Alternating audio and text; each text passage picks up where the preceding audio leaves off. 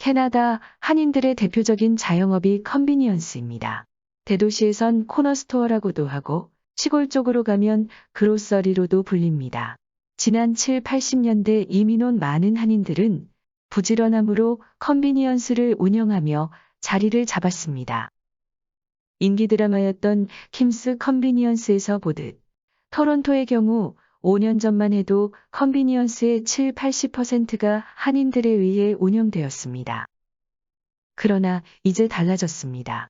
3, 40년 전만 해도 캐나다 큰 그로서리는 일찍 문을 닫고 일요일엔 영업도 하지 않았습니다.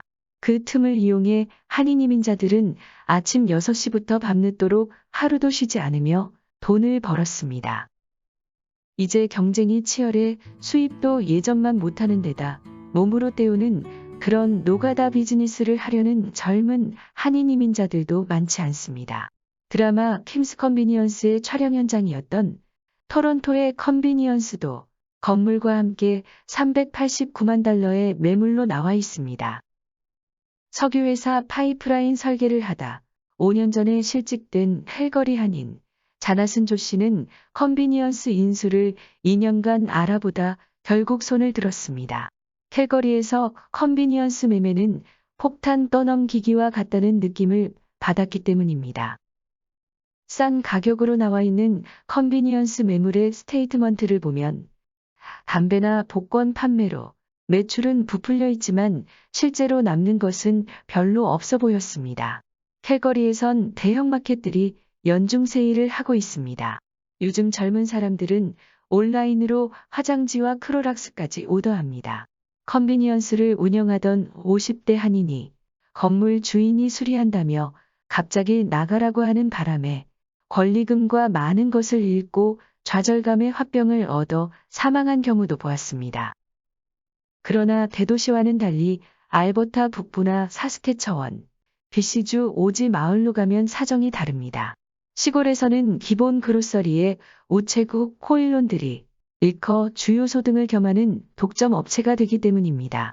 도시와 1시간 이상 떨어질수록 장사가 더 잘 된다고 합니다.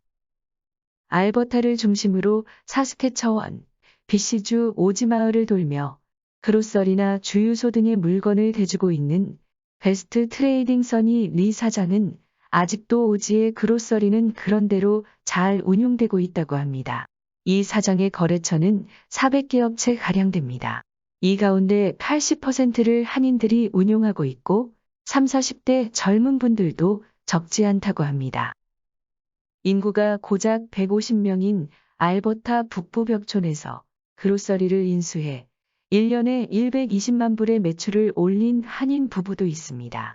한 달 1만 불 이상 수입은 올렸다고 하는데 어떻게 그게 가능했을까요? 브라이언 김씨 부부는 지난 2003년 토론토에서 알버타로 건너왔습니다. 첫 정착지인 토론토에서 제대로 전문직을 가질 수 없었습니다.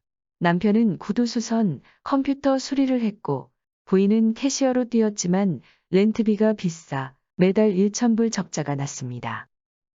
캐나다 하면 밴쿠버와 토론토만 생각했던 브라이언 김 씨는 한 지인으로부터 알버타에 기회가 있다는 이야기를 듣고 토론토를 떠나기로 했습니다.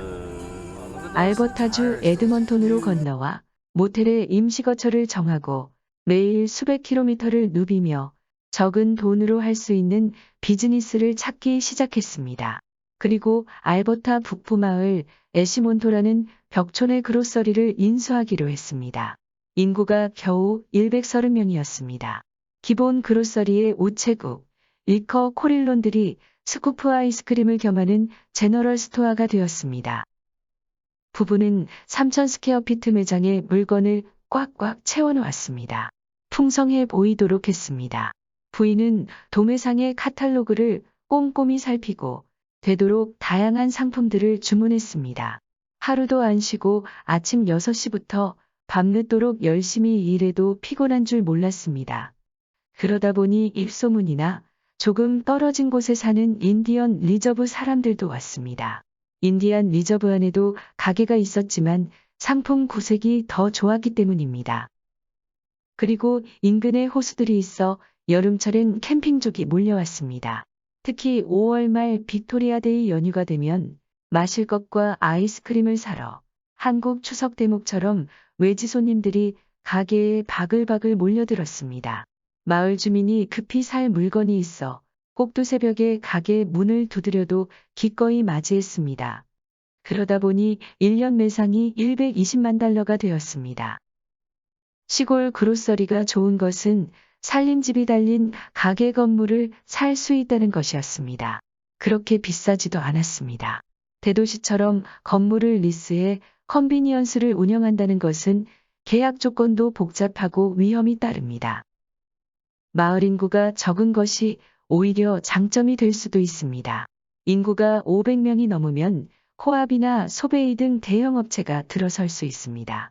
그런 큰 업체들이 세일을 하게 되면 경쟁하기 곤란해집니다. 좁은 동네에서 비싸다는 소문이 날 수도 있습니다. 작은 마을에서 가게가 하나뿐이면 물건 가격을 적당히 매겨도 항의하는 사람들이 별로 없습니다.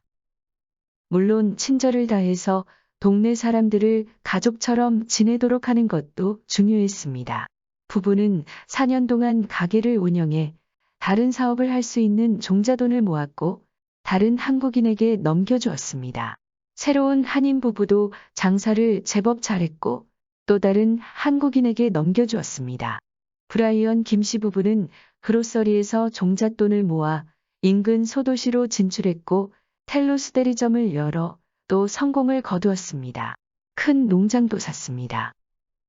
한인 가족이 벽촌에서 오래 생활하기엔 외로움과 고립감이 문제가 될 수 있습니다. 한국 음식과 식당이 그립습니다.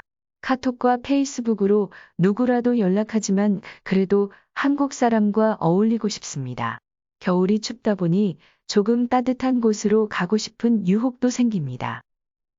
물론 시골 마을이 좋다는 분도 있습니다. 알버타주 북동부 드러멜라 인근 인구 260명의 몰인에서 우체국을 겸한 그로서리를 운영했던 양재설 전 캘거리 한인 회장은 모든 주민이 이웃사촌 같은 그곳을 아직도 잊지 못합니다. 마을 주민들과 한 가족처럼 되어 장례식이 있으면 가게 문도 닫고 참석했습니다. 지금은 은퇴해 캘거리에 거주하지만 다시 그곳에 가고 싶어 비즈니스만 팔고 집을 그대로 두었답니다. 몰인 홈카밍 모임에도 초청받고 있습니다.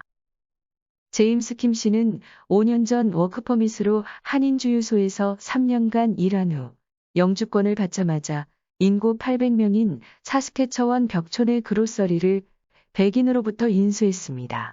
처음엔 냉장고 고장, 기존 종업원 텃세 등으로 어려움 겪었지만 지금은 먹고 살 만큼 그런대로 장사를 잘해오고 있습니다. 코로나 팬데믹으로 오히려 재미를 보았습니다. 마을의 코압이란 벅찬 상대가 있고 도시와 50분 거리라 젊은 부부는 원정 쇼핑을 가기도 합니다. 그래도 열심히 하다 보니 경쟁력을 갖추고 직원도 2명 채용하고 있습니다.